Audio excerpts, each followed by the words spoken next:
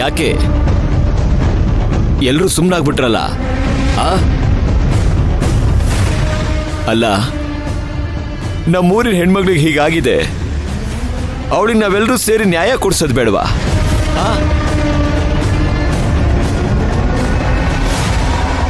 ಶಾಂತತೆ, ನಿನ್ನ ಪರಿಸ್ಥಿತಿ ನನ್ಗೆ ಅರ್ಥ ಆಗುತ್ತೆ. ಮುತ್ತಣ್ಮವ, ನಿನ್ ಸಂಕಟ ಏನು ಅಂತ ನಂಗೆ ಚೆನ್ನಾಗಿ ಗೊತ್ತಾಗುತ್ತೆ.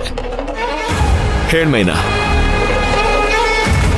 ನೀನು ಹೊಟ್ಟೆಲ್ ಬೆಳೀತಿರೋ ಮಗುಗೆ ತಂದೆ ಯಾರು ಅಂತ ಹೇಳು. ನೀನೇನು ಹೆದರ್ಕೋಬೇಡ, ನಿನ್ ಜೊತೆ ನಾನಿದ್ದೀನಿ. ಅದೇನಾಗುತ್ತೋ ನೋಡೇ ಬಿಡೋಣ. ಹೇಳು ಮೈನಾ, ಹೇಳು.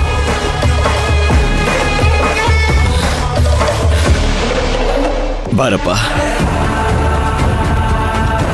ಯಾಕ್ರಯ್ಯ, ಯಾಕೆ ಹಳ್ಳಿ ಹೆಣ್ಮಕ್ಳನ್ನ ಕೆಲಸ ಕೊಡಿಸ್ತೀನಿ ಅಂತ ಸಿಟಿ ಕರ್ಕೊಂಡು ಹೋಗ್ತೀರಾ?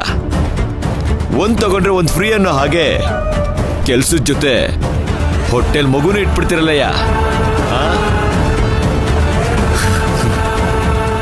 ಮೈನಾ, ನೀನು ಹೇಳು, ನೀನು ಹೊಟ್ಟೆಲಿರೋ ಮಗುಗೆ ತಂದೆ ಆಗೋನು ಇವನಾ, ಈ ಧ್ರುವನಾ? ಹೇಳು ಮೈನಾ, ಹೆದರ್ಕೋಬೇಡ, ನಾನಿದ್ದೀನಿ, ಹೇಳು. ಇನ್ನೊಂದು ಮಾತು ಧ್ರುವವ್ರ ಬಗ್ಗೆ ಮಾತಾಡಿದ್ರೆ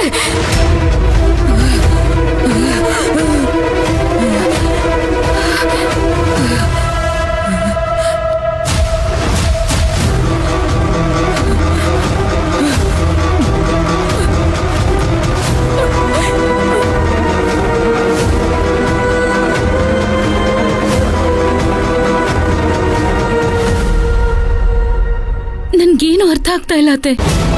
ಅಲ್ಲ, ಇದಕ್ಕೆ ಕಾರಣ ಮಾವ ಅಂತ ಹೇಳಿದ್ರು ಪರವಾಗಿಲ್ಲ, ಆದ್ರೆ ಮಾವ ಅಲ್ಲ ಅಂತ ಹೇಳ್ತಿದ್ದಾಳೆ ಇವಳು.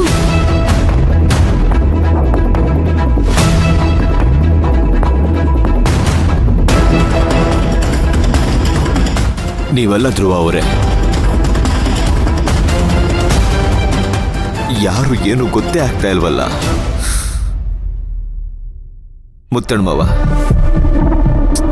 ನಾನ್ ನೋಡು, ಮದ್ವೆ ಆದ್ಮೇಲೆ ಆಗ್ಬೇಕಾಗಿರೋ ಕಾರ್ಯನ ಮದ್ವೆಗಿಂತ ಮುಂಚೆನೆ ಆಗೋಗಿದೆ. ಈಗ ನಾನು ಹೋಗಿ ಮುತ್ತಣ್ಮವ ಅಂತ ಕರಿತಾ ಇದ್ದೀನಿ. ಏನ್ ಪ್ರಯೋಜನ?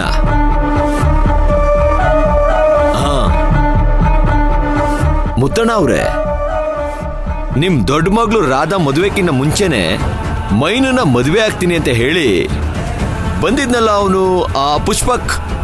ಅಂದ್ರೆ ಅವನ್ಗೆಲ್ಲ ಗೊತ್ತಿದ್ದೆ ಮೈನನ್ನ ನನಗೆ ಕೊಟ್ಟು ಮದುವೆ ಮಾಡಿ ಅಂತ ಹೇಳಿದ್ನ ಅವತ್ತು? ಅಥವಾ ನಿಮಗೆಲ್ಲ ಗೊತ್ತಿದ್ದೆ ನಿಮ್ ಮಗಳನ್ನ ಅವನಿಗೆ ಕೊಟ್ಟು ಮದುವೆ ಮಾಡ್ತೀನಿ ಅಂತ ಹೇಳಿದ್ರಾ? ಏಯ್, ಪುಷ್ಪಕ್ ಸರ್ ಬಗ್ಗೆ ಒಂದು ಮಾತು ಮಾತಾಡ್ಬೇಡ. ಧ್ರುವ, ನಿನ್ ಬಾಯಿ ಮುಚ್ಕೊಂಡು ನಿಂತ್ಕೋ ಅಷ್ಟೇ.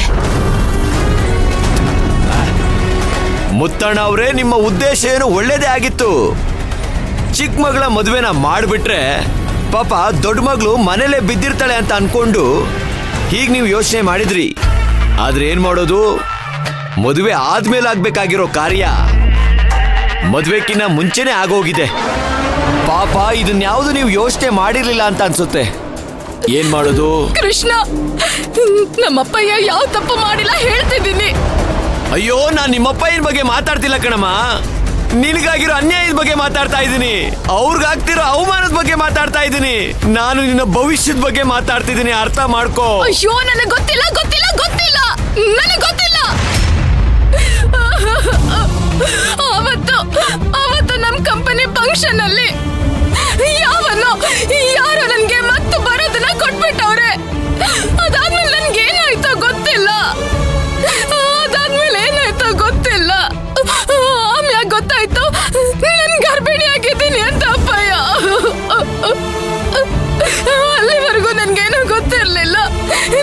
ಇದ್ರಲ್ಲಿ ಏನು ತಪ್ಪಿಲ್ಲ, ಇದೇ ಸತ್ಯ. ನನ್ಗೇನು ಗೊತ್ತಿಲ್ಲ ಅಮ್ಮ, ನನ್ಗೇನು ಗೊತ್ತಿಲ್ಲಮ್ಮ. ಅಲ್ಲ ಮೈನಾ, ನನ್ ಗೊತ್ತಿಲ್ಲ ಅಂತ ಹುಚ್ಚಿ ಹಂಗೆ ಏನೇನೋ ಮಾತಾಡ್ತಿಯಲ್ಲೇ. ಅಯ್ಯೋ, ನನ್ ಮಗಿನ ಗೊತ್ತಿಲ್ದಿರೋ ದೂರ ಕಳಿಸ್ಬೇಡಿ ಅಂತ ತಲೆ ಕೆಚ್ಕೊಂಡಲ್ರಿ. ನನ್ ಮಾತು ಕೇಳಿದ್ರ ನನ್ನ ಮಗಳನ್ನ ಅಷ್ಟು ದೂರ ಕಳ್ಸಿ ಅವಳ ಜೀವನ ಹಾಳು ಮಾಡ್ಬಿಟ್ವಿ.